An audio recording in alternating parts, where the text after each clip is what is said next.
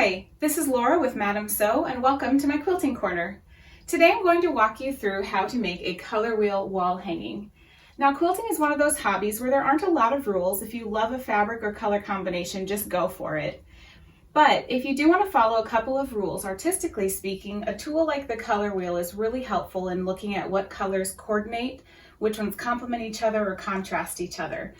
So if you're the type of person that likes to follow a little bit of rules within your quilting projects, this is an awesome tool to use. And if you're the type of person who just wants to throw all the color rules out the window, that's perfectly fine. This will be an adorable wall hanging and decoration for your quilting room. So let's take a look at how this is constructed. Now this color wheel has a little bit of a floating look around on the background fabric, but the interesting thing about the way this is constructed is it basically comes together like a Dresden plate. Now if you've never made one before, that's okay. I never made one either before I had done this, but if you check this out, and we can look at it a little bit closer, we're going to be constructing each of these 12 wedges, and within the wedges we have these colored fabrics, and then there is one strip at the top that is also the matching color to the background fabric.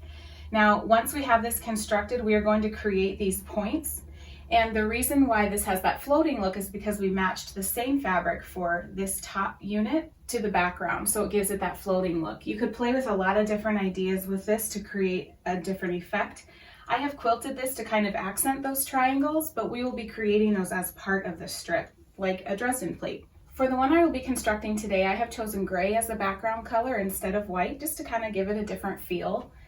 And in addition to the fabric requirements for the colors and the background strips and the middle, you will need a square of the background fabric that is 34 inches by 34 inches. So we will be constructing the color wheel body first, and then we will attach it to the background fabric, and then those points will kind of disappear and give it the floating look. So let's get started. For each of the 12 wedges, you need 4 strips that are progressively darker. I have put the true color in the 3rd position with 2 lighter and 1 darker from the truest color. See, I have my red and my red violet here. Each of these strips will be 2.5 inches wide by 6.5 inches long.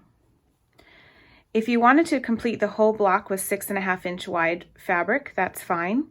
I have tapered mine a little bit here because I'm using fabric from my stash, and it also helps to cut down on fabric waste as we're cutting those wedges.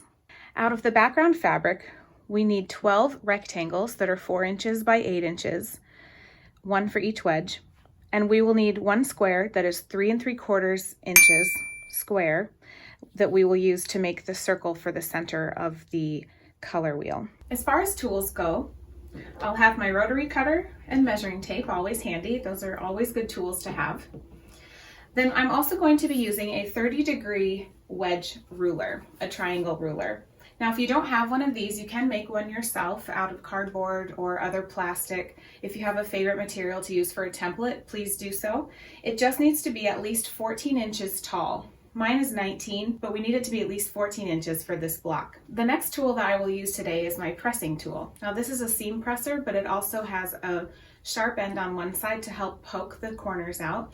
We'll be taking a look at that. The final tool that I will be using today is a rotating cutting mat. Now this is 12 inches square, and I got this at madamsew.com. This is a really helpful tool for cutting blocks and then rotating it so that you can cut it on another side without moving the block around.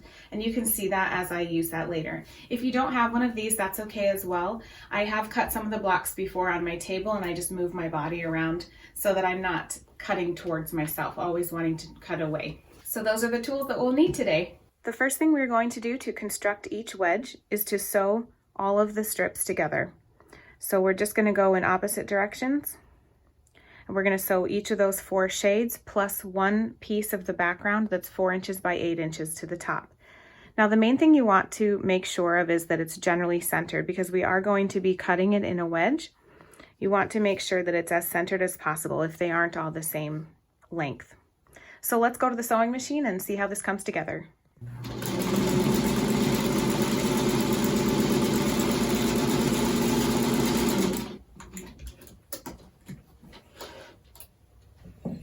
Okay, so now that I have both of these sewn together, I have my blocks here, And what I'm going to do is I'm going to go over to the ironing board and press these. Now because these are going to go right next to each other once they are cut into wedges, I want to make sure that I nest those seams so that when we press one, we'll press all of these seams one way and we'll press all of the seams on the next one the other way so that they'll nest up when they go right next to each other.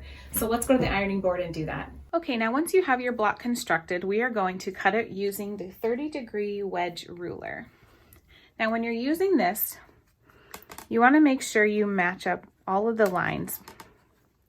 I'm going to start here at the 2-inch line at the bottom, and then you want to make sure that all the lines here match up with your seams. And I have this on my rotating cutting mat. So what we're going to do now is you're going to hold this firmly down, and then we will cut it along the edge here. And then you're going to hold that firmly and rotate it around so you don't have to move that block. And give it one more cut on the other side. Just like that. Oops. And then you have your wedge block. Now it's okay if this corner doesn't match up perfectly because we are going to sew that. So that's how you cut those. Then I have my red one, which will go next to it. And that you can kind of see how that's going to look with the visual effect. But before we do that, the next thing we're going to do to create the point for the Dresden plate is we are going to put this block right sides together, and we are going to sew 1/4 inch right down here. And then we will fold it inside out, and then it'll create that point. So once you have each of your wedges looking like this, we are going to make that point of the Dresden plate. And how you do that is you put this block right sides together like that, and we're just going to sew 1/4 inch across the top. Now I usually do a little bit of chain piecing here, so I just do a bunch of them in a row. I just have these last 4 blocks.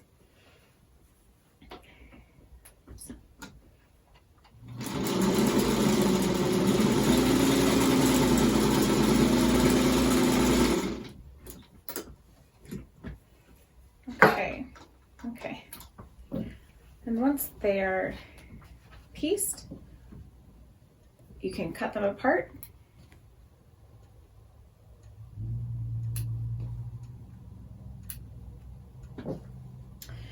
And then in order to turn these inside out for the point, we can use our nice finger presser tool. And you're just going to grab that seam and flip it inside out. And you can just give it a little extra poke in there if you're careful to get that corner nice and crisp. And then you can see when we press this, it has that nice point on there. And after these have been pressed and your blocks are each looking like this, each of your wedges is all ready, you can start assembling them in your color wheel. So I have decided to go in the opposite direction that I did before. Before I kind of went this way around with red, orange, yellow, green, blue, but I'm going to go this way just to mix it up a little bit. So we'll just put these in here. I've got my red and my red violet and my violet and my blue violet. So that completes my color wheel.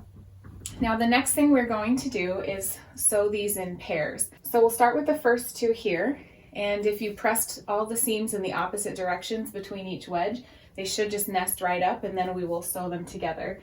I already have these 2 units done, so this is what we're going to do first. We're going to create a bunch of pairs, and then we'll sew the pairs together in 4s.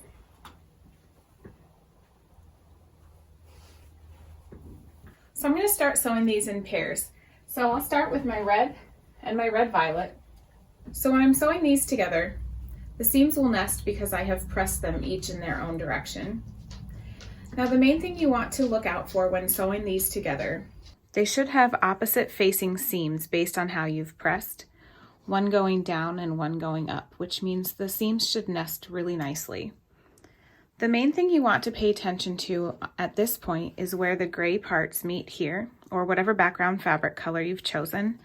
This is the important one. You want to make sure that nests first and then make sure the others do as well.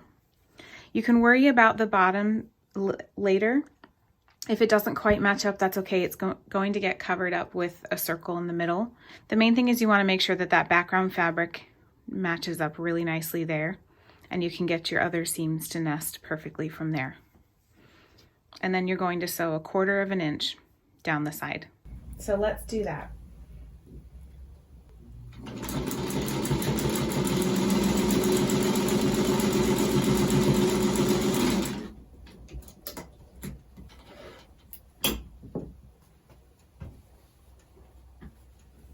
And there we have those 2 units together. All of the seams nesting really nice, so we can give that a press and move on to the next 2.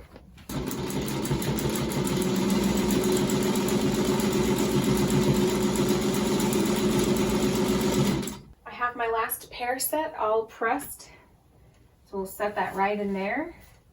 And then now we're just going to sew them into sections of 4. So we're going to sew this to this, this to this, and this to this.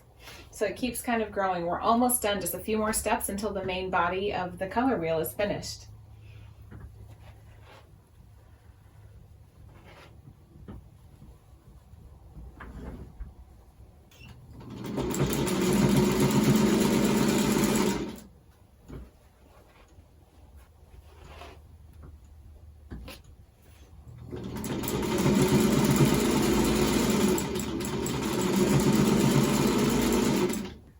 I have my 3 sets of 4 here, so the last thing to do is just to sew these last 3 seams here, and then the main body of the color wheel will be all finished, and then we can put it on the background fabric and get that center piece on too.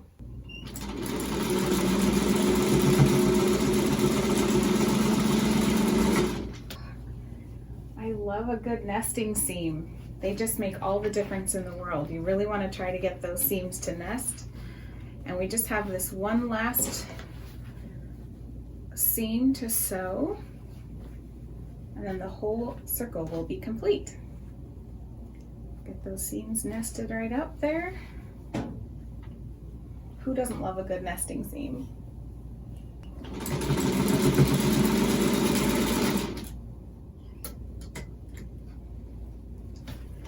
Okay. Now we should have the entire color wheel constructed. And look at how precious that is. Is that neat? So I'll give this a good press, and then we are ready to attach it to the backing fabric, the background fabric, which is also gray, which is why those tips kind of blend in. So here I have my 34-inch square background piece, and we're just going to give it a press to find the center. So we can just fold it in half once, and it's okay if it doesn't match up exactly. We will be squaring it up later. Fold it in half one way, and then if you want to fold it in half the other way, make sure that's as square as possible, and then just give a little press to that corner right there, and that should show us where our center is.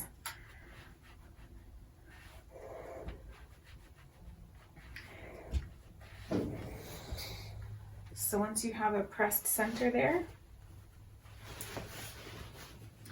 it'll show us right where the middle is so that we can put the color wheel. It'll show us right where the center is so we can put the color wheel body right in the center of our piece. Okay, now we have found the center of our background piece. We're going to lay it out flat. And if you have a bigger table, that works, or if you want to do it out on the floor where it's nice and flat, that's what I would normally do, except I just have this little desk to work with. And then we are going to take the color wheel body and we are going to lay it out right on the center of that. We're going to center that circle with that point that we've made. Now that you have your background fabric pressed, we can find the center right here, and we're going to center this circle around that cross point right there. And this is the time when you want to orient it the way you would like to see it. If you want violet up and down, you can, or if you want yellow, on the top, you can do that as well. I'm going to put the red section going straight up and down here. So I will match that circle around there. And because there are 12 points, each of the 4 in the top, left and right, and at the bottom should line up directly with those pressed lines as well to help give you that center circle here. So once you have that laying pretty well the way you want it, nice and flat, we're just going to pin it. So I usually pin about every other one.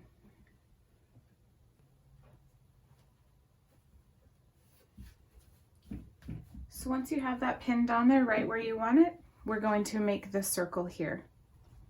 Once you have that pinned in place, the next thing we can do is just do a quick little stitch in the ditch around maybe 4 or 6 of these. I usually do every other one, so I end up doing 6.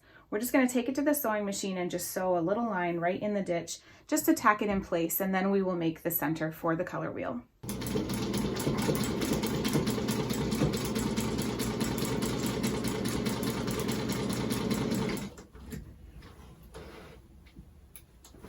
So here we have it all tacked down, and it is ready for the centerpiece.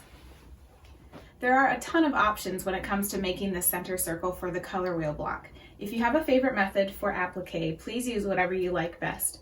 I like to keep it simple. So out of my square that I had of the background fabric that was 4.5 inches square, I have cut a circle like this.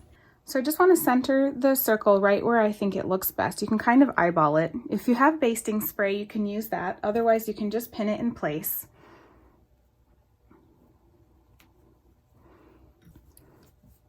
And then I'm going to do a blanket stitch all the way around to secure it on there. I have my blanket stitch finished all the way around that center circle. And once you have that circle attached, however you've chosen to do it, your color wheel is now all done and ready to be sandwiched and quilted. So let's take this over to the design board and take a look at it. And here you have it, your completed color wheel wall hanging. You can already see those points kind of disappearing into the background, and all that's left to do is sandwich it, quilt it, and bind it, and you'll have this beautiful wall hanging for your quilting room or sewing room. Now, the one thing I will note is that this is 34 inches square right now. If you want to cut it down, you can cut it to any size you'd like. I recommend doing about 1 inch away from the points on the far sides here so that it's a little bit more compact like I did with my first one. Let's take a look at that.